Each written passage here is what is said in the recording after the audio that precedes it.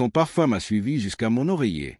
Je serre la main de Clara Dubois, directrice marketing de l'Insurtech Assurmax, dans le lounge feutré de l'Hôtel Mercure. Ses doigts sont frais malgré la moiteur de cette fin d'après-midi. Elle sourit, professionnelle mais chaleureuse, ses lèvres effleurant à peine le bord de sa coupe de champagne. Alors, Maxime, ce partenariat vous intéresse? Notre plateforme d'assurance auto pourrait parfaitement s'intégrer à votre écosystème learning. J'acquiesce en calculant mentalement le roi. Ma start-up, EduFinance, propose des formations certifiantes en gestion patrimoniale. L'idée de Clara est brillante. Offrir une masterclass, optimiser son budget auto avec un module comparateur d'assurance intégré. Le tunnel de conversion serait parfait. Les chiffres d'acquisition sont prometteurs, dis-je en consultant mon smartphone. Notre taux d'achèvement sur les formations courtes frôle les 78%. Clara penche légèrement la tête. Une mèche blonde glisse le long de son cou. Son parfum, quelque chose de boisé avec des notes de vanille et de bergamote, flotte entre nous. Parfait. J'ai prévu une campagne de retargeting avec Léa Moreau. Vous la connaissez? Influenceuse beauté, 2,3 millions d'abonnés. Elle cherche justement à diversifier ses placements produits vers la finance personnelle. Le nom ne me dit rien, mais l'idée d'un brand deal croisé Beauty Finance m'intrigue. Dans ce secteur, il faut innover ou mourir. Nous discutons pendant 1 heure des détails contractuels. Clara maîtrise parfaitement son dossier. Prime annuelle moyenne, taux de sinistre, franchise optimale, tout y passe. Son approche me rappelle celle d'un trader analysant son portefeuille méthodique, sans émotion superflue. Je dois y aller, dit-elle en consultant sa montre Cartier. Rendez-vous demain pour finaliser? Disons 14 heures, dans nos locaux? Parfait. Elle se lève, ajuste sa veste cintrée. Son parfum s'intensifie quand elle passe près de moi. Oh, au fait, vous avez une épouse charmante. Mon sang se fige. Pardon? Émilie, c'est bien ça? Je l'ai croisée à la conférence marketing digital de la semaine dernière. Elle m'a dit qu'elle travaillait dans le branding. Belle femme. Clara sourit et s'éloigne, ses talons claquant sur le marbre du hall. Je reste planté là, ma coupe à moitié vide entre les mains. Émilie ne m'a jamais parlé de cette conférence. Pire, elle était censée être en audit chez un client à Lyon ce jour-là. 2 heures plus tard, je rentre dans notre appartement du 16e. Émilie prépare le dîner, cheveux relevés, pieds nus sur le carrelage de la cuisine. Elle porte le peignoir en soie que je lui ai offert pour notre 5e anniversaire de mariage. « Bonne journée ?» demande-t-elle sans lever les yeux de sa poêle. Classique. Et toi, cet audit à Lyon? Oh, tu sais, comptabilité, du diligence, rien de passionnant. Elle se retourne, me sourit. Ses yeux noisettes brillent dans la lumière tamisée. Émilie est belle, vraiment belle. À 32 ans, elle a gardé cette élégance naturelle qui m'avait séduit lors de notre première rencontre dans un séminaire sur les investissements immobiliers. « Tu sens bon ?» dis-je en m'approchant. Elle se raidit imperceptiblement. « Ah, j'ai peut-être gardé l'odeur du restaurant où j'ai déjeuné. » Je l'embrasse dans le cou. Son parfum habituel, ce Chanel numéro 5 qu'elle porte depuis toujours, masque autre chose. Quelque chose de boisé, de familier. La même odeur que dans le lounge du Mercure. Émilie. Oui? Tu es sûr que c'était à Lyon aujourd'hui? Son sourire vacille une fraction de seconde. Bien sûr. Pourquoi? Pour rien. Je m'éloigne, prétextant un coup de fil urgent. Dans mon bureau, je consulte notre compte joint sur l'application bancaire. Aucune transaction SNCF ou autoroutière vers Lyon. Par contre, un paiement de 47 € chez le comptoir parisien, un bistrot à 2 rue du Mercure, horodaté à 13h22. Exactement l'heure où Clara et moi trinquions. Mon portable vibre. SMS d'Émilie. Tu veux du vin avec le dîner? Verre à vin. Je commence à taper une réponse quand un autre message apparaît sur son téléphone, posé sur la console de l'entrée. L'écran s'allume automatiquement. Contact inconnu. Chambre 812. Même parfum. L'écran se verrouille aussitôt. Mon cœur s'emballe. J'ai à peine eu le temps de lire, mais ces mots se gravent dans ma mémoire comme au fer rouge. Chambre 812. Maxime? Le vin? La voix d'Émilie me parvient de la cuisine, douce et innocente. Oui, je réponds machinalement. Du vin? C'est parfait. Mais dans ma tête, une seule question tourne en boucle. Qui dort dans la chambre 812 du Mercure? Et pourquoi connaît-il le parfum de ma femme? Cette nuit-là, allongé à côté d'Émilie qui dort paisiblement, je fixe le plafond en essayant d'assembler les pièces du puzzle. L'audit fictif à Lyon. Le déjeuner au comptoir parisien. La rencontre fortuite avec Clara à la conférence marketing. Ce message cryptique. Et ce parfum. Ce maudit parfum qui imprègne maintenant nos draps. À 3h47, je me lève sans bruit et vais consulter mes mailles professionnelles. Demain, Clara et moi finalisons le partenariat Assurmax. Un deal à plusieurs centaines de milliers d'euros avec des enjeux de liquidités importantes pour ma société. Par curiosité, je cherche des infos sur Léa Moreau, l'influenceuse beauté mentionnée par Clara. Son profil Instagram déborde de shootings luxueux, de placements produits sophistiqués, de voyages dans des palaces. Sur sa dernière story, elle pose dans ce qui ressemble au lobby du Mercure. Publié hier à 14h33, 1 heure après mon rendez-vous avec Clara. Je screenshot machinalement, puis j'hésite. Suis-je en train de devenir parano? Ou est-ce que des fils invisibles se tissent autour de moi? Mon téléphone vibre. Mail urgent de mon conseiller en crédit immobilier. Monsieur Bertrand, suite à notre échange de cet après-midi concernant votre investissement locatif, j'aurais besoin de quelques précisions sur le co-emprunteur mentionné par votre épouse. Pouvez-vous me confirmer l'identité de monsieur Laurent Rousseau? Dans l'attente de votre retour pour finaliser le dossier. Cordialement, Jean-Claude Morin. Crédit Habitat Plus. Je relis 3 fois le message. Co-emprunteur, Laurent Rousseau. Émilie ne m'a jamais parlé d'un co-emprunteur pour notre projet d'immeuble de rapport. Et ce nom ne me dit strictement rien. Mais le plus troublant, c'est l'heure d'envoi du mail 15h47. Exactement au moment où Clara et moi discutions de taux variables et de cash flow locatif. Comme si quelqu'un orchestrait une partition dont je ne connais que ma propre portée.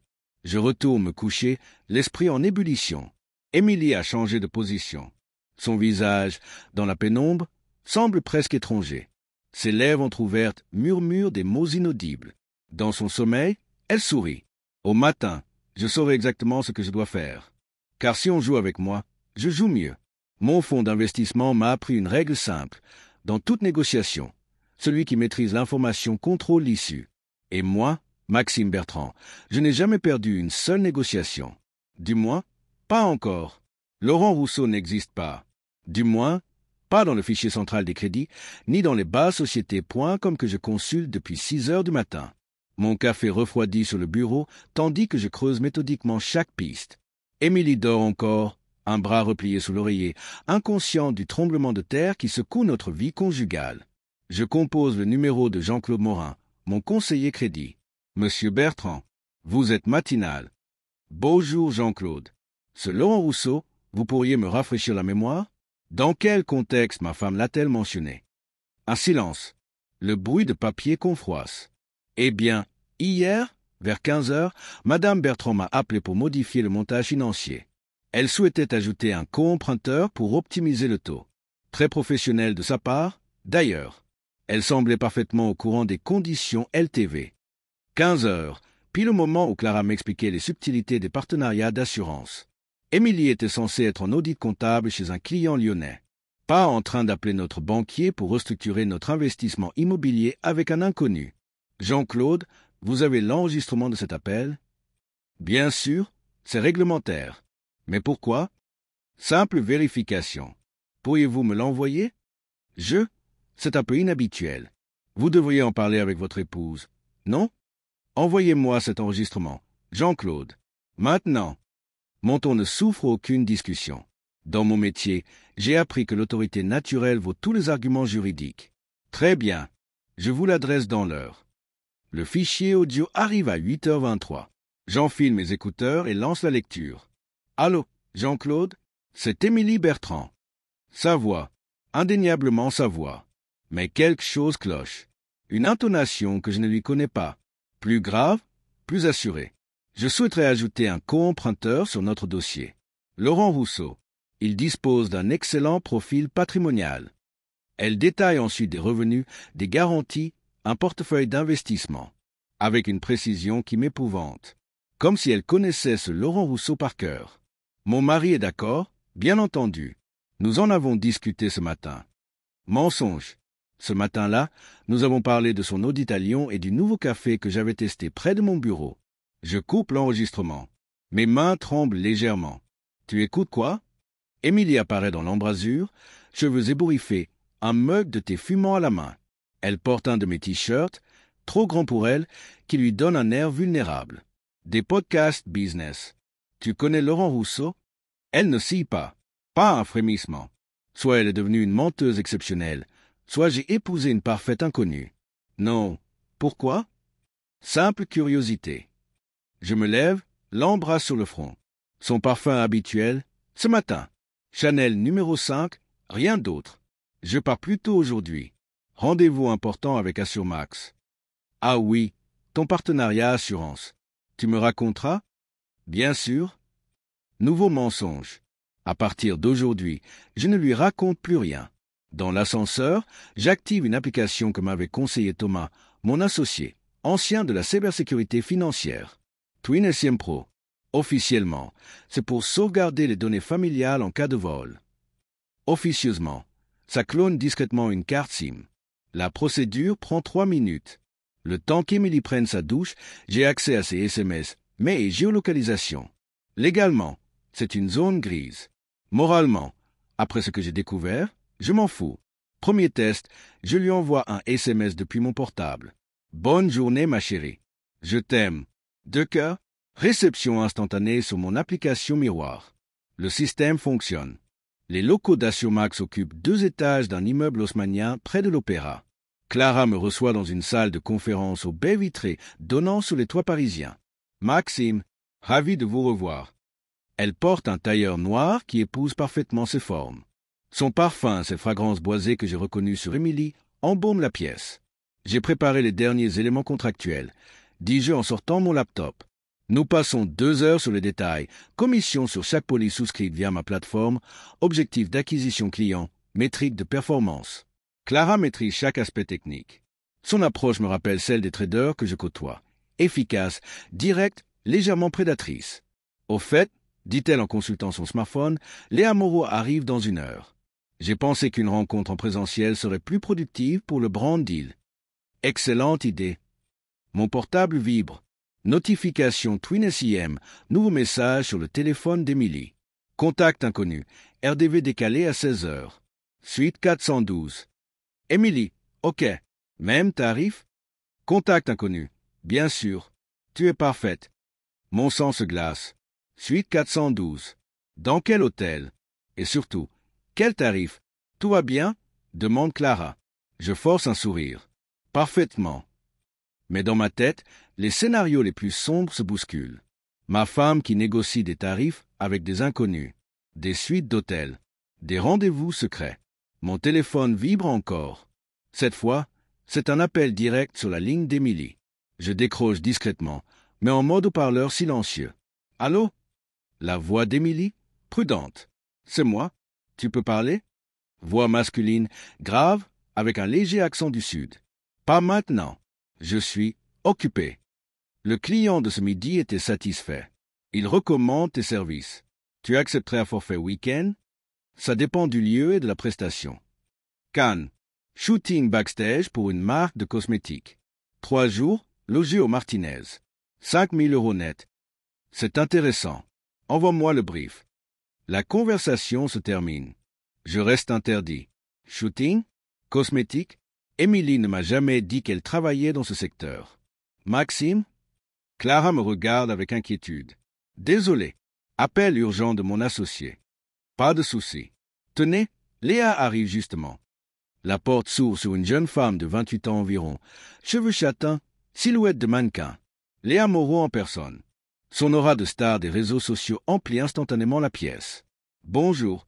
Clara m'a beaucoup parlé de votre projet. Sa poignée de main est ferme. Son regard, perçant. Elle dégage cette confiance absolue des gens habitués à être admirés, désirés, enviés. J'adore le concept de croiser finance et beauté, continue-t-elle. Mes abonnés cherchent justement des conseils pour gérer leur argent. Les influenceuses gagnent bien leur vie, mais la plupart ne savent pas investir intelligemment. Nous discutons stratégie marketing. Léa propose une série de masterclass courtes. Budget beauté sans se ruiner. Assurance auto pour digital nomade, investir ses revenus d'influence. Son approche est brillante. J'ai déjà collaboré avec plusieurs experts du secteur, explique-t-elle. D'ailleurs, vous connaissez peut-être Émilie? Émilie Bertrand? Mon cœur s'arrête. Émilie Bertrand? Oui, elle gère les campagnes d'influence pour plusieurs agences. Très doué. Nous avons travaillé ensemble sur un placement produit assurance vie le mois dernier. Belle femme, brune, la trentaine? Je déglutis péniblement. Non, ça ne me dit rien. Ah, dommage. Vous vous entendriez bien, j'en suis sûr. La réunion se termine 1 heure plus tard. Contrat signé, calendrier établi, premier virement programmé. Un partenariat qui devrait rapporter plusieurs centaines de milliers d'euros à ma société dans les 12 prochains mois. Mais je n'arrive pas à me concentrer sur cette victoire commerciale. Dans ma tête, une seule phrase tourne en boucle. Émilie gère les campagnes d'influence pour plusieurs agences. Ma femme, que je croyais auditrice comptable, travaille en réalité dans le marketing d'influence. Ma femme, qui prétendait ne jamais avoir rencontré, Clara l'avait croisée à une conférence. Ma femme, qui négocie des tarifs avec des inconnus pour des prestations mystérieuses. 17h30. Je fais le pied de grue devant l'hôtel Intercontinental après avoir géolocalisé le téléphone d'Émilie. Suite 412, comme prévu dans ses SMS. Mon plan est simple, attendre qu'elle sorte, voir avec qui, photographier discrètement, constituer un dossier. 18h15, toujours rien. 18h47, une silhouette familière apparaît dans le lobby. Émilie, vêtue d'une robe que je ne lui connaissais pas. Elle tient à la main une enveloppe Kraft. Elle n'est pas seule. L'homme qui l'accompagne mesure environ un M85, costume sombre, 40 ans environ. Ils ne se touchent pas, mais leur proximité suggère une intimité troublante. Il lui murmure quelque chose à l'oreille. Elle sourit, range l'enveloppe dans son sac. Je déclenche discrètement l'appareil photo de mon téléphone. 10 clichés nets, horodatés, géolocalisés. L'homme tend une carte de visite à Émilie. Elle la lit, acquiesce, remet l'enveloppe dans son sac. Il se serre la main, un contact qui dure 3 secondes de trop. Puis ils se séparent. L'homme vers les ascenseurs, Émilie vers la sortie. Je la suis à distance. Elle marche d'un pas assuré vers le métro Opéra, consulte son téléphone, tape un message. Mon application Twin SIM vibre, prestation terminée. Virement reçu. Prochaine mission quand tu veux. Envoyer un baiser. Destinataire, contact inconnu. Cette fois, j'ai une certitude. Ma femme me ment. Sur son travail, ses déplacements, ses activités, peut-être même ses sentiments. Mais le plus troublant, c'est que chaque mensonge semble orchestré avec une précision chirurgicale. Comme si quelqu'un tirait les ficelles d'un plan dont je ne vois que les fragments. Ce soir-là, Émilie rentre à 20h, souriante et détendue. « Bonne journée ?» demande-t-elle en m'embrassant. « Excellente. J'ai signé le partenariat Assurmax. »« Formidable. On fait ça ?» Elle sort une bouteille de champagne du frigo. Dom Pérignon 2014. À 300 € la bouteille. Depuis quand on a ça dans le frigo? Je l'avais mise de côté pour une occasion spéciale. Nouveau mensonge. Je fais les courses alimentaires depuis 5 ans. Je connais le contenu de notre frigo par cœur. Nous trinquons. Le champagne pétille sur ma langue, mais j'ai l'impression d'avaler du poison. Au fait, dis-je faussement désinvolte, tu travailles parfois avec des influenceuses? Des influenceuses? Pourquoi? Simple curiosité. Dans mon nouveau partenariat, il y a Léa Moreau, 2,3 millions d'abonnés. Émilie penche la tête, comme si elle réfléchissait. Ça ne me dit rien. Mais tu sais, il y en a tellement. 3e mensonge de la soirée. Mon téléphone vibre. SMS professionnel de Clara. Excellente réunion aujourd'hui. J'ai hâte de voir les premiers résultats de notre campagne. PS. Dites bonjour à Émilie de ma part. Clin d'œil. Je montre le message à ma femme. Tu connais Clara Dubois? Émilie lit, fronce les sourcils. Non, elle doit me confondre avec quelqu'un d'autre. 4e mensonge. Cette nuit-là, allongé dans le noir, j'écoute la respiration régulière d'Émilie. Demain, j'aurai des réponses. Car j'ai décidé d'employer les mêmes méthodes qu'elle, le mensonge, la manipulation, l'enquête clandestine. Dans mon métier, on appelle ça une due diligence renforcée. Dans mon mariage, je commence à appeler ça la survie. Mon dernier SMS avant de m'endormir s'adresse à Thomas, mon associé. J'ai besoin d'un détective privé. Discret et efficace. Tu as des contacts? Sa réponse arrive en moins de 2 minutes. Jean-Luc Mercier, ancien de la PJ financière. Il me doit un service. Je te mets en relation demain. Parfait. Car si Émilie veut jouer à cache-cache, elle va découvrir que j'ai quelques tours dans mon sac. Et surtout, qu'en matière de stratégie, je ne perds jamais. Jean-Luc Mercier a les yeux d'un homme qui a vu trop de choses. Nous nous retrouvons dans un café discret près de République. 50 ans, barbe grisonnante, costume froissé. Il dégage cette aura particulière des flics en retraite. Méfiance instinctive et curiosité professionnelle. Thomas m'a expliqué la situation, dit-il en sirotant son expresso. Surveillance conjugale classique ou quelque chose de plus complexe?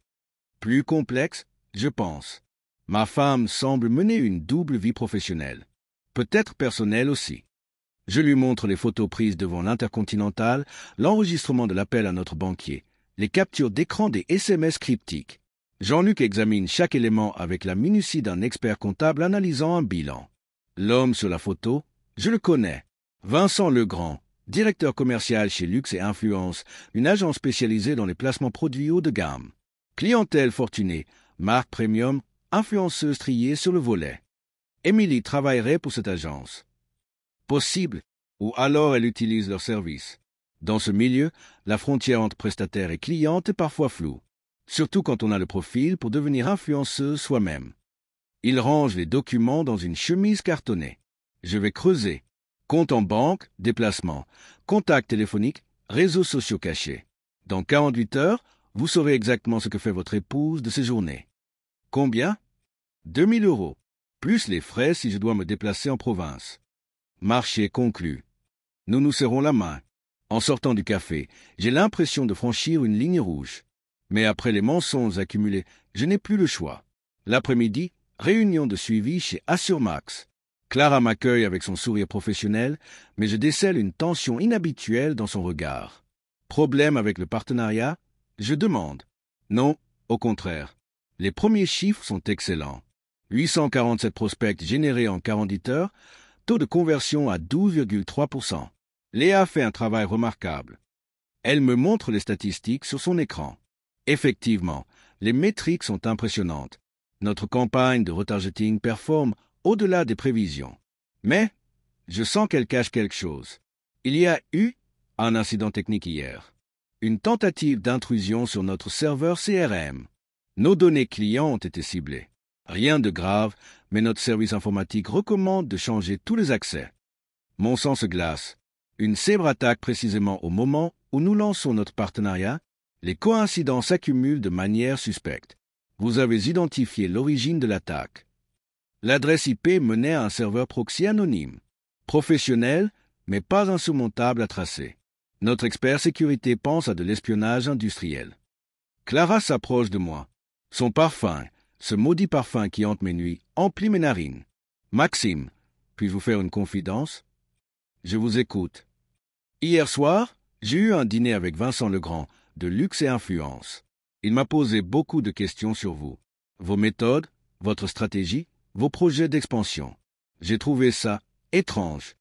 Vincent Legrand, l'homme des photos, celui qui remettait une enveloppe à Émilie dans le hall de l'Intercontinental.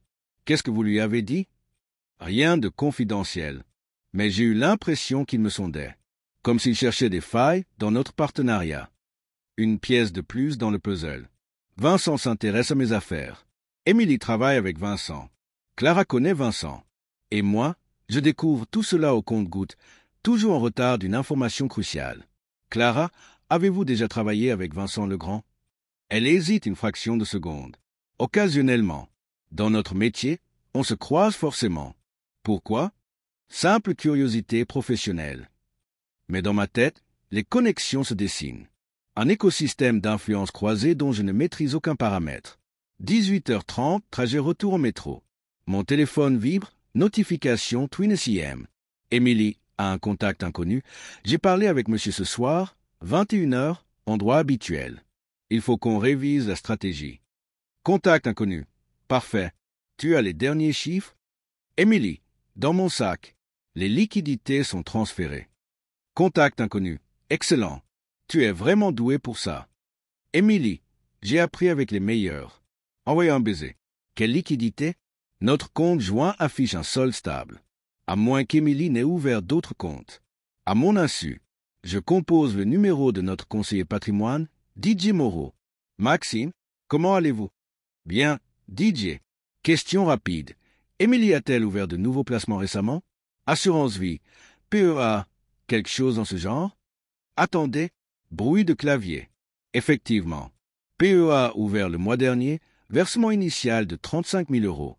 Et une assurance vie chez AXA, 50 000 euros de prime unique. Vous n'étiez pas au courant? 85 000 euros. D'où vient cet argent? Nos revenus combinés nous permettent d'épargner. Certes, mais pas à ce niveau-là. Didier, vous pouvez m'envoyer les justificatifs de ces opérations. Bien sûr. Mais vous devriez en parler avec votre épouse.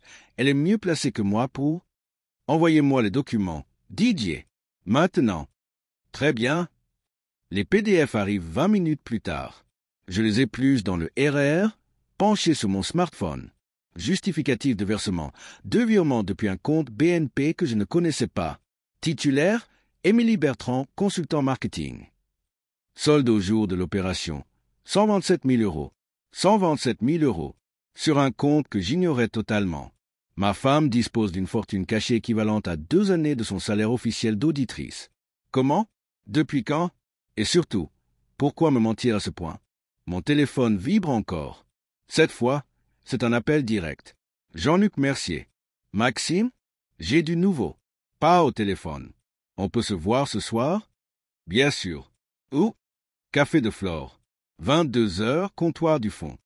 J'y serai. Et Maxime? Préparez-vous à encaisser. Ce que j'ai découvert va vous faire mal. 21h55, Café de Flore. Jean-Luc m'attend déjà, une bière entamée devant lui et une chemise épaisse posée sur la table. Votre femme mène effectivement une double vie, attaque-t-il sans préambule. Mais pas celle que vous imaginez. Il ouvre la chemise, étale des photos, des relevés bancaires, des contrats. Émilie Bertrand n'est pas auditrice comptable. Du moins, plus depuis 18 mois. Elle a créé sa propre société, EB Marketing Influence, spécialisée dans la gestion de campagnes pour influenceuses haut de gamme. Les preuves s'accumulent sous mes yeux. Extrait KBIS, déclaration fiscale, contrat client. Ma femme dirige une entreprise florissante dans un secteur que je croyais ne pas connaître. Son chiffre d'affaires annuel frôle les 400 000 euros. Elle gère une quinzaine d'influenceuses, négocie leurs contrats, optimise leur fiscalité, développe leur personal branding. Mais pourquoi me cacher tout ça? Attendez, ce n'est pas fini. Jean-Luc sort une nouvelle série de documents. Parmi ses clientes, Léa Moreau, l'influenceuse de votre partenariat Assurmax. Émilie touche 20% de commission sur tous les contrats de Léa, y compris celui qu'elle vient de signer avec vous. Le sol se dérobe sous mes pieds. Émilie empoche une commission sur mon propre deal commercial. Elle a orchestré cette collaboration depuis le début. Il y a pire? Continue Jean-Luc. Vincent Legrand, l'homme des photos, n'est pas juste un contact professionnel. Ils ont une liaison depuis 8 mois. Hôtel discret, week-end en province, voyage d'affaires détourné. Il me tend une série de clichés pris à mon insu. Émilie et Vincent, main dans la main dans une rue de Lyon. Émilie et Vincent s'embrassant devant un restaurant de Cannes. Émilie et Vincent entrant ensemble dans une suite du Bristol. La preuve définitive, ils ont loué un appartement commun. 17 rue des Martyrs, 9e arrondissement. Bail signé au nom de Vincent, mais Émilie y passe 3 après-midi par semaine. Je fixe les photos sans pouvoir articuler un mot. Ma femme, celle qui partage mon lit depuis 6 ans, celle qui prétend m'aimer, mène une existence parallèle avec un autre homme. Jean-Luc, il prévoit quoi? D'après mes écoutes indiscrètes, légalement limites, je vous préviens, il monte un plan pour acheter votre société. Vincent dispose d'un réseau d'investisseurs. Émilie connaît vos forces et faiblesses par cœur. Ensemble, ils peuvent vous doubler. Me doubler comment? Ils créent une société concurrente. Débauchent vos meilleurs clients. Répliquent vos méthodes avec des moyens supérieurs. Dans 6 mois, vous êtes out. Jean-Luc referme la chemise. Maxime, votre femme ne vous trompe pas juste sentimentalement. Elle vous trahit professionnellement. C'est de l'espionnage économique déguisé en mariage. 23h47, je rentre chez nous, dans un état second. Les révélations de Jean-Luc tournent en boucle dans ma tête. Émilie regarde Netflix dans le canapé, une tisane à la main. Elle porte le pyjama en soie que je lui ai offert pour la Saint-Valentin. Image parfaite de l'épouse aimante qui attend son mari. Bonne soirée? Demande-t-elle sans quitter l'écran des yeux. Classique. Dîner avec des investisseurs. Premier mensonge que je lui sers consciemment. Bizarrement, ça ne me pose aucun problème. Tu veux regarder avec moi? C'est une série sur les crypto-monnaies. Assez fascinant. Non merci, je suis crevé. Je l'embrasse sur le front. Son parfum, le vrai cette fois. Son Chanel numéro 5 me rappelle brutalement l'époque où je l'aimais sans arrière-pensée. Au fait, dis-je faussement désinvolte, tu as déjà visité le 9e arrondissement. Le 9e? Pas particulièrement. Pourquoi? J'ai repéré un local sympa pour une éventuelle extension. Rue des Martyrs. Pas un frémissement.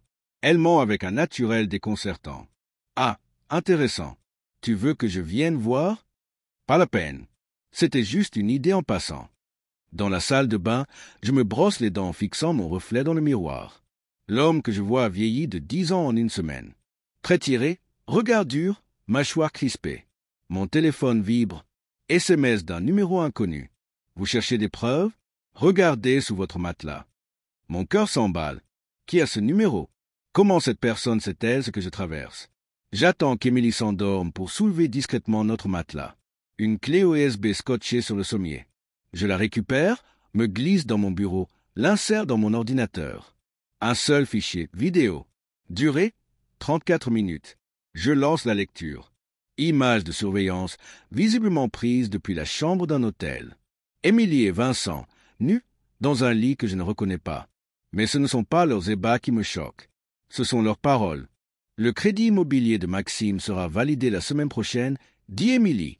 3,2 millions d'euros sur 20 ans. Il va s'endetter jusqu'au cou. Parfait. Dès que l'immeuble est acheté, on déclenche notre plan. Tu demandes le divorce, tu réclames la moitié de ses biens. Moi, je lance la société concurrente avec les fonds que tu récupères. Et s'il se doute de quelque chose? Il ne se doute de rien. Tu le manipules depuis des mois. Ce pauvre Maxime croit encore au grand amour. Il rit. Il rit de ma naïveté, de ma confiance, de mon amour. La vidéo continue. Détails de leur stratégie, nom de mes clients qu'ils comptent débaucher, montant des investissements prévus. À la 31e minute, Vincent sort un document de sa veste. Regarde, j'ai déjà fait rédiger les statuts de notre nouvelle société. Luxe Éducation. On va écraser du finance en 6 mois. Émilie lit le document. Souris. Tu penses à tout. C'est pour ça que je t'aime. Et Maxime, tu ne regretteras pas? Maxime? Elle rit encore. C'était un bon investissement au début. Mais maintenant, il me fatigue. Trop prévisible. Trop honnête. Trop faible. La vidéo s'arrête sur cette phrase. Trop faible. Je reste prostré devant l'écran noir, le cœur battant à 150 pulsations par minute. Ma femme me considère comme un investissement. Un placement qui a fait son temps. Mon téléphone vibre une nouvelle fois. Même numéro inconnu. Maintenant, vous savez. La question, allez-vous rester faible ou devenir impitoyable? Je fixe mes messages pendant de longues minutes, puis je tape ma réponse. Impitoyable, définitivement impitoyable. Parfait. Demain, 14 heures, Café Procope. Venez seul. On va discuter vengeance. Cette nuit-là, je ne dors pas. Allongé à côté de la femme qui complote ma ruine, j'élabore mentalement ma riposte. Émilie croit me manipuler. Elle va découvrir ce que signifie vraiment le mot manipulation. Vincent pense que je suis prévisible. Il va apprendre que j'excelle dans l'imprévisible. Ils me trouvent trop faible. Ils vont comprendre leur erreur. Car moi, Maxime Bertrand, j'ai bâti ma fortune sur un principe simple. Anticiper les coups de mes adversaires et frapper là où ils ne m'attendent pas. Et maintenant, mes adversaires dorment dans mon lit et connaissent mes secrets. Erreur fatale de leur part. Demain commence ma contre-attaque. L'homme qui m'attend au café Procope ne ressemble à personne que je connaisse. 45 ans environ, costume sur mesure, montre Patek Philippe, regard d'acier. Il dégage cette élégance froide des grands prédateurs financiers. Quand il se lève pour me serrer la main, son sourire ne remonte pas jusqu'à ses yeux. Maxime Bertrand, ravi de vous rencontrer. Appelez-moi Olivier. Comment avez-vous eu cette vidéo? Il commande 2 expressos d'un geste désinvolte. Vincent Legrand a des ennemis. Dans le milieu de l'influence marketing, les coups bas sont monnaie courante. Quelqu'un voulait que vous découvriez la vérité. Quelqu'un? Disons, une concurrente de votre épouse. Le marché des influenceuses haut de gamme est petit, très concurrentiel. Émilie a marché sur quelques pieds en montant sa société. Olivier sort une tablette de sa mallette, fait défiler des documents. Votre femme est douée, je lui reconnais ça. Mais elle a commis une erreur, sous-estimer ses rivales. Clara Dubois, par exemple. Mon sang se glace. Clara? Clara d'Assurmax? Clara ne travaille pas pour Assurmax. Elle possède Assurmax, via une holding luxembourgeoise qu'elle contrôle à 67%. L'Insurtech que vous croyez partenaire appartient en réalité à une femme qui déteste votre épouse. Les pièces du puzzle s'assemblent enfin. Clara qui connaissait Émilie. Clara qui posait trop de questions sur ma vie privée. Clara dont le parfum imprégnait les draps de ma femme. Vous voulez dire que... Clara et Vincent ont eu une liaison il y a 2 ans. Très passionnée, très destructrice. Quand Vincent l'a quittée pour se lancer dans les affaires avec Émilie, Clara n'a pas supporté. Elle vous a approché pour une raison précise, détruire le couple qui a brisé le sien. Olivier fait glisser son doigt sur l'écran. Photo, mais relevé bancaire s'affiche. Le partenariat Assurmax, une façade. Clara perd de l'argent sur ce deal, mais elle s'en fout. Ce qu'elle veut, c'est infiltrer votre écosystème pour mieux l'anéantir. Et vous, dans tout ça? Moi? Il sourit pour la première fois. Je suis un investisseur. J'achète des sociétés en difficulté pour les restructurer. Votre Edufinance m'intéresse, mais pas au prix que vous imaginez. Il fait pivoter sa tablette vers moi. Bilan prévisionnel, flux de trésorerie, évaluation d'actifs. Dans 3 mois, quand Vincent et Émilie auront lancé Luxe Éducation, votre société perdra 60% de sa valeur. Vos clients partiront, vos investisseurs se retireront, vos créanciers se rappelleront à vous. Je pourrais racheter Edufinance pour une bouchée de pain. Ou vous anticipez. Vous retournez la situation. Vous neutralisez Vincent et Émilie avant qu'ils ne vous neutralisent. Et nous devenons associés dans des conditions équitables. Olivier referme sa tablette. La question, Maxime, c'est « Voulez-vous subir votre destin ou l'écrire » 16h30, je sors du Procope avec un plan précis et 3 dossiers sous le bras. Olivier m'a donné les armes. À moi de savoir m'en servir. Premier arrêt, cabinet de mon avocat d'affaires, Maître Delacroix. Je lui expose la situation en détail. Les preuves d'infidélité, l'espionnage économique, les comptes cachés. Maxime, vous avez de quoi pulvériser votre épouse devant n'importe quel tribunal. Adultère, détournement d'informations confidentielles, abus de confiance. Elle ne touchera pas un euro dans le divorce. Je ne veux pas divorcer. Je veux qu'elle divorce. Delacroix hausse un sourcil. Subtil. Vous voulez qu'elle demande la séparation pour garder l'avantage psychologique? Exactement. Et j'ai un plan pour la pousser à bout. Je lui explique ma stratégie. Ses yeux s'illuminent. C'est retort. Légal, mais retort. Vous êtes sûr de vouloir aller si loin? Certain? 18h15, rendez-vous avec Thomas, mon associé, dans nos bureaux de la Défense. Je lui montre les documents d'Olivier sans révéler leur origine. Putain, Max, ta femme te prépare un coup de Trafalgar. Je sais. C'est pourquoi on va prendre les devants. Je déploie sur la table de conférence le plan que j'ai élaboré avec Olivier. On va racheter Luxe et Influence. Quoi? Vincent Legrand a des dettes. Beaucoup de dettes. Sa société affiche un chiffre d'affaires flatteur, mais ses marges sont ridicules. Il survit grâce aux avances de ses clientes influenceuses. Si on coupe ce robinet, il coule en 3 semaines. Thomas étudie les bilans financiers. Comment tu veux procéder? On monte une société écran. On débauche ses principales clientes avec des offres impossibles à refuser. On lance des campagnes de dénigrement subtil sur ces méthodes. On pousse ses créanciers à réclamer leur dû. Et quand il sera acculé, on lui proposera un rachat à bas prix. Et ta femme? Émilie découvrira que son amant est un loser. Que leur société de rêve n'existera jamais. Que ses économies sont parties en fumée. Elle reviendra ramper. Et là, tu la vires? Je la détruis, professionnellement et personnellement. Thomas siffle d'admiration. Max, je te reconnais plus. Qu'est-ce qui t'est arrivé? J'ai appris que la gentillesse était une faiblesse, que l'honnêteté était une naïveté, que l'amour était un placement à perte. 21h47, dîner en tête-à-tête avec Émilie dans notre restaurant habituel. Brasserie Lip, notre table préférée, l'ambiance feutrée qui avait accompagné nos premiers rendez-vous. Elle porte la robe noire que je lui ai offerte pour son anniversaire. Ses cheveux brillent sous la lumière tamisée. Elle est magnifique, rayonnante, parfaitement crédible dans son rôle d'épouse aimante. Tu es distant. Ce soir, dit-elle en caressant ma main. Tout va bien? Parfaitement. Juste un peu fatigué par les négociations. Le partenariat Assurmax, entre autres. Je coupe ma côte de bœuf avec une précision chirurgicale.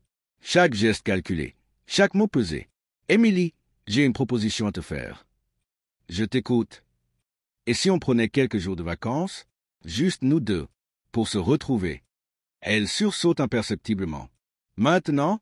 Mais c'est la période chargée au cabinet. Les audits de fin d'année? Premier mensonge de la soirée. Il n'y a plus de cabinet, plus d'audit.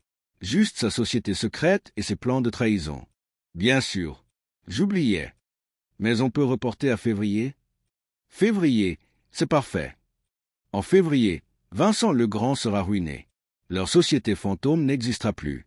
Et Émilie découvrira que son mari n'était pas si prévisible. Nous terminons le repas dans une ambiance détendue. Elle me raconte sa journée fictive, ses clients imaginaires, ses collègues inventés. Un festival de mensonges servi avec le sourire. Au fait, dis-je en réglant l'addition, tu connais bien Léa Moreau? Léa Moreau? L'influenceuse de notre campagne sur Max. Je ne vois pas qui c'est. Pourquoi? Deuxième mensonge. Léa est sa cliente la plus rentable. Elle m'a dit te connaître, que vous aviez travaillé ensemble. Ah? Émilie feint de réfléchir. Peut-être une collaboration ponctuelle. Tu sais, dans mon domaine, on croise beaucoup de monde. Bien sûr. Dans le taxi qui nous ramène, elle pose sa tête sur mon épaule. Son parfum, le vrai, son Chanel numéro 5, me rappelle l'époque où ses gestes me troublaient. Je t'aime, Maxime. Moi aussi. Troisième mensonge. Le sien et le mien. 23h15, Émilie dort. Je me glisse dans mon bureau pour lancer la première phase de l'opération. Mais la Léa Moreau. Chère Léa, suite à notre collaboration réussie, j'aimerais vous proposer un nouveau partenariat. Plus lucratif. Pourriez-vous passer à mon bureau demain? En toute discrétion. Sa réponse arrive en moins de 10 minutes. Avec plaisir. 14h? Parfait. Et Léa, n'en parlez pas à votre agence actuelle. C'est confidentiel. Bien entendu. Clin d'œil. Deuxième mail à Clara Dubois. Clara, j'ai une proposition qui pourrait vous intéresser. Dînons demain soir. J'ai des informations sur Vincent Legrand qui vous surprendront. Sa réponse, intrigant. 20h, Georges? Parfait. Troisième mail à Jean-Luc Mercier. Jean-Luc, j'ai besoin de vos services pour une opération délicate. Surveillance, écoute, filature. Budget illimité. Vous êtes disponible? Pour vous foutre Vincent Legrand et votre femme dans la merde? Je bosse gratis. Je souris dans l'obscurité de mon bureau. Mes pieds se mettent en place sur l'échiquier. Mon téléphone vibre. SMS d'Olivier. Tout est prêt de notre côté. Dès que vous donnez le signal, on déclenche l'OPA hostile sur luxe et influence. Vincent ne s'y attend pas. Il va tomber de haut. Je tape ma réponse. Signal donné. Attaqué. Avec plaisir. Bienvenue dans la cour des grands, Maxime. 2h33. Je n'arrive pas à dormir. Allongé à côté de ma femme qui complote ma ruine, je pense à la journée qui m'attend. Léa va apprendre que sa manager l'a trahi. Clara va découvrir des secrets qui détruiront Vincent. Vincent va comprendre que ses affaires s'effondrent. Et Émilie? Émilie va réaliser qu'elle a sous-estimé l'homme qu'elle croyait manipuler.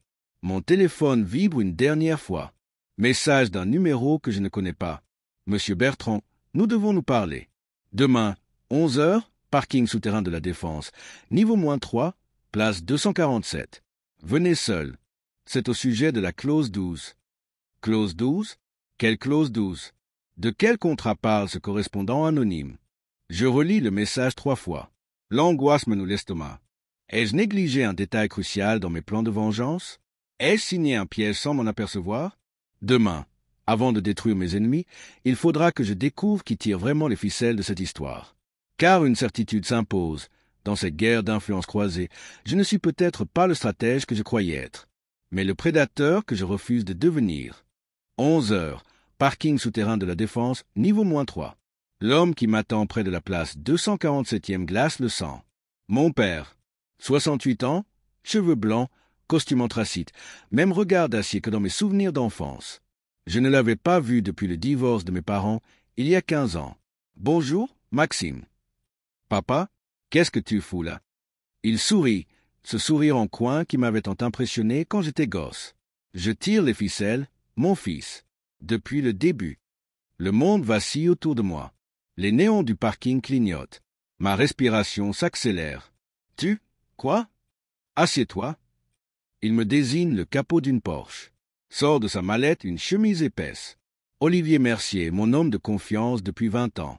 Clara Dubois, une de mes protégées, formée dans mes écoles de commerce.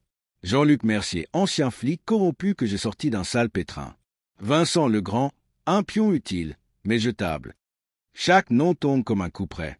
Et Émilie, il soupire. Ma plus belle réussite. Et mon plus grand regret. Il ouvre la chemise. Photo de ma femme à 23 ans. Diplôme, contrat d'embauche. Je l'ai repérée à la sortie de l'EDEC. Brillante, ambitieuse, sans scrupules. Le profil parfait pour mon projet. Quel projet? Te former, Maxime. Te transformer en requin. Te prouver que la gentillesse est une faiblesse, que l'amour est un piège, que seule la force compte dans ce monde. Mon père se lève, fait les 100 pas entre les voitures. Depuis 6 ans, Émilie exécute mes ordres. Elle t'épouse, s'installe dans ta vie, gagne ta confiance. Parallèlement, elle monte sa société d'influence marketing avec mes capitaux, mes contacts, ma stratégie. Vincent n'est qu'un prête-nom, un homme de paille pour donner le change. Tu es en train de me dire que ta femme est mon employé, payé 300 000 € par an pour jouer la comédie de l'épouse parfaite, plus des primes de performance selon l'évolution de ton caractère. Il me tend une liasse de virements bancaires, tous signés de sa main, tous destinés à Émilie. L'infidélité avec Vincent, mise en scène pour te rendre jaloux. Les mensonges sur son travail, calculés pour te faire douter. La vidéo dans votre chambre, filmée exprès pour te pousser à bout. Ma voix se brise. Pourquoi? Parce que tu es mon fils, et qu'un fils de Gabriel Bertrand ne peut pas être un faible. Gabriel Bertrand, fondateur de 3 fonds d'investissement, prédateur légendaire de la finance parisienne. L'homme qui avait détruit des centaines de vies pour bâtir son empire. Tu as passé ton enfance dans le coton. Ta mère t'a élevé dans la douceur, la morale, les bons sentiments. Résultat, à 32 ans, tu étais encore un agneau dans un monde de loups. Il sort son téléphone, compose un numéro. Émilie? Oui, il est avec moi. Oui, il sait tout. Non, ne viens pas. C'est terminé. Il raccroche. Terminé? La mission d'Émilie s'arrête aujourd'hui. Tu n'as plus besoin d'elle. Tu es devenu ce que je voulais, impitoyable, calculateur, sans pitié. La transformation est réussie. Mon père consulte sa montre Breguet. Dans 1 heure, tu vas retrouver Clara, Léa et Vincent dans la salle de conférence d'Assurmax. Tu vas leur annoncer que tu rachètes luxe et influence, que tu connais tous leurs secrets, que tu tiens leur avenir entre tes mains. Et s'ils refusent? Ils ne peuvent pas refuser. J'ai organisé leur ruine méthodiquement. Clara a investi ses liquidités personnelles dans Assurmax sur mes conseils, des investissements pourris qui vont la couler. Vincent doit 3 millions à des créanciers véreux mais créanciers. Léa a signé des contrats d'exclusivité truqués qui la mettent à ta merci. Il referme sa mallette. Ils vont tous ramper. Maxime. Et tu vas éprouver une jouissance que tu n'imaginais pas. Et Émilie? Émilie va disparaître de ta vie. Avec une jolie prime de fin de mission et un contrat de silence à vie. Tu ne la reverras jamais. Les larmes me montent aux yeux. Papa, j'aimais cette femme. Non, tu aimais une illusion. Une actrice payée pour jouer un rôle. L'amour n'existe pas, Maxime. Il n'y a que le pouvoir, l'argent et la domination. Il pose sa main sur mon épaule. Maintenant, tu le sais. Maintenant, tu es prêt à devenir mon successeur. 14h30, salle de conférence d'Assurmax. Tour Areva, 38e étage. Ils sont tous là, assis autour de la table ovale. Clara, élégante mais tendue. Vincent, nerveux, qui tripote son smartphone. Léa, magnifique et inconsciente de ce qui l'attend. Je m'installe face à eux, pose devant moi 3 dossiers colorés. Bonjour. Merci d'être venu. Maxime. Commence Clara. J'espère que cette réunion ne va pas durer. J'ai un conseil d'administration, hein? Silence. Ma voix claque comme un fouet. Clara se tasse sur sa chaise. Dossier rouge, Vincent. Tes dettes, 3 200 000 €. Échéance dans 15 jours. Tes créanciers ne sont pas des tendres. Vincent blêmi. Comment tu? Dossier bleu, Clara. Tes investissements foireux. 2 millions perdus sur des placements bidons. Assurmax affiche un bénéfice fictif. Dans 3 mois, tu es en liquidation judiciaire. Clara ouvre et referme la bouche comme un poisson. Dossier vert, Léa. Tes contrats d'exclusivité. Rédigé par mes avocats. Tu ne peux plus travailler avec aucune autre agence que la mienne pendant 5 ans. Résiliation impossible sans pénalité de 2 millions d'euros. Léa parcourt les documents, lit vide. C'est illégal. C'est ta signature, ma chérie. Je me lève, fais lentement le tour de la table. Vous avez tous essayé de me manipuler. Vous pensiez que j'étais un pigeon. Vous vous êtes trompé. Vincent tente un dernier barreau d'honneur. Et Émilie? Tu crois qu'elle va accepter de te voir détruire ses associés? Émilie? Je sors mon téléphone, lance un enregistrement. Vincent? C'est Émilie. Écoute bien. Maxime, c'est tout. Notre plan a foiré. Je me tire. Débrouille-toi tout seul. Au fait, tu baises vraiment mal. Salut. Vincent s'effondre sur sa chaise. Maintenant, les conditions de votre reddition. J'enchaîne.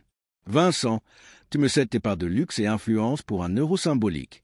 Clara, tu me vends Assurmax pour 500 000 euros, un dixième de sa valeur réelle. Léa, tu signes un contrat d'exclusivité mondiale avec EduFinance. 15% de commission au lieu des 20% actuels. Et si on refuse, demande Clara dans un souffle. Vincent finit tabassé dans une cave de banlieue. Clara se retrouve en prison pour escroquerie en bande organisée. Léa devient serveuse dans un McDonald's de province. Silence de mort. Je vous donne 1 heure pour réfléchir. 16h47, ils ont tous signé. Je sors de la tour Areva propriétaire d'un empire de l'influence marketing évalué à 15 millions d'euros. En 6 heures, j'ai multiplié ma fortune par 4. Mon téléphone vibre. SMS d'Émilie. Je suis désolé. Pour tout. Je crois que je t'aimais vraiment. À la fin. Je ne réponds pas. Autre message de mon père. Bravo, mon fils. Tu as dépassé mes espérances. Rendez-vous demain dans mes bureaux. Il faut qu'on parle de ton avenir. Cette fois, je réponds. Non? Comment ça? Non? Je ne veux plus te voir. Ni toi, ni ton monde, ni tes méthodes. Maxime, tu plaisantes? Après tout ce que j'ai fait pour toi? Ce que tu as fait? Tu as détruit ma vie. Mon mariage. Ma confiance en l'humanité. Je t'ai rendu fort. Tu m'as rendu seul. Je bloque son numéro. 20h15. Je rentre dans notre appartement vide. Émilie a emporté ses affaires. Il ne reste d'elle qu'un parfum de Chanel, numéro 5 qui flotte dans l'air. Sur la table de la cuisine, une enveloppe avec mon nom. Maxime, je sais que tu me détestes. Tu as raison. Pendant 6 ans, j'ai menti, manipulé, trahi. Ton père me payait pour jouer un rôle, et je l'ai joué à la perfection. Mais il y a une chose qu'il ignore. Quelque part entre la première année et la dernière, j'ai oublié que c'était du théâtre. Je suis tombée amoureuse de l'homme que je devais détruire. Vincent, les infidélités, les plans de vengeance, tout était faux. Du cinéma pour te pousser à bout, selon les instructions de Gabriel. Mais mes sentiments pour toi, ils étaient vrais. Je pars loin. Tu ne me reverras jamais. Mais sache que quelque part dans le monde, une femme t'aimera toujours, même si elle ne mérite pas ton pardon. Émilie, PS, regarde sous l'évier. Je soulève l'évier. Une clé USB scotchée au conduit. Un seul fichier, latirabatirbarit.mp4. Image de surveillance, prise dans le bureau de mon père. Date, il y a 3 jours. Gabriel, tu exagères. Le gosse a assez souffert. C'est la voix d'Olivier. Il n'a pas encore atteint ses limites. Il faut le pousser plus loin. Et s'il craque, s'il se suicide, alors c'est qu'il ne méritait pas d'être mon fils. Gabriel, exécute les ordres. Olivier, détruit Vincent, ruine Clara, manipule Léa. Et si Émilie devient un problème, élimine-la. Éliminer? Tu veux dire? Je veux dire qu'elle en sait trop, qu'elle s'attache trop, qu'elle peut faire capoter le plan. Arrange-toi pour qu'elle disparaisse proprement. La vidéo s'arrête. Mon père voulait tuer Émilie pour parfaire ma formation. Et Émilie l'avait compris. C'est pourquoi elle avait fui. 23h59. Je compose un numéro que je n'ai pas appelé depuis 15 ans. Allô? Maman? C'est Maxime. Mon chéri. Sa voix se brise. Tu vas bien? Ça fait si longtemps? Maman, j'ai besoin de toi.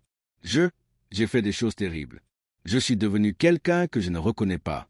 Où es-tu? Paris. Dans notre ancien appartement. J'arrive. Dans 2 heures, je suis là. Maman? Oui? Je t'aime.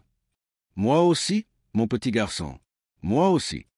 2h33. Ma mère me serre dans ses bras comme quand j'avais 10 ans et que j'avais fait un cauchemar.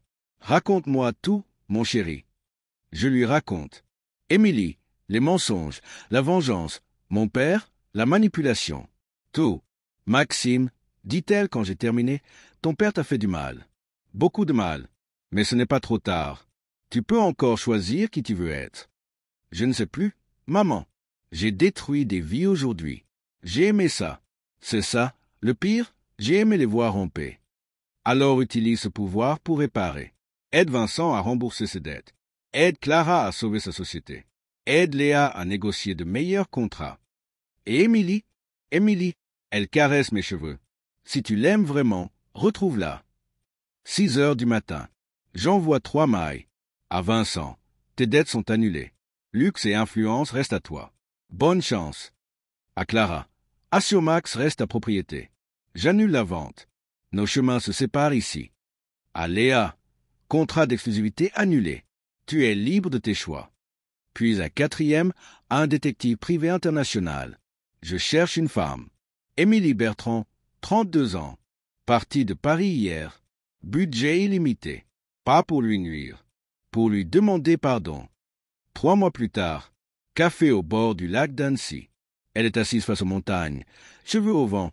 Un livre ouvert devant elle. Plus belle que jamais. Émilie. Elle se retourne. Ses yeux s'écarquillent. Maxime, comment tu m'as retrouvé? J'ai mes méthodes. Je m'assieds face à elle. Je sais tout. La mission de mon père. Tes vrais sentiments. Sa menace de t'éliminer. Maxime, tais-toi, c'est moi qui parle. Je sors une bague de ma poche. Pas celle de nos fiançailles. Une autre. Plus simple, plus vraie. 6 ans de mensonges, mais 3 mois de vérité. Je t'aime, Émilie. Pas l'actrice payée par mon père. La femme qui a eu le courage de fuir pour me protéger. Elle pleure. Tu peux me pardonner? Après tout ce que j'ai fait? À une condition. Laquelle? Qu'on recommence à zéro.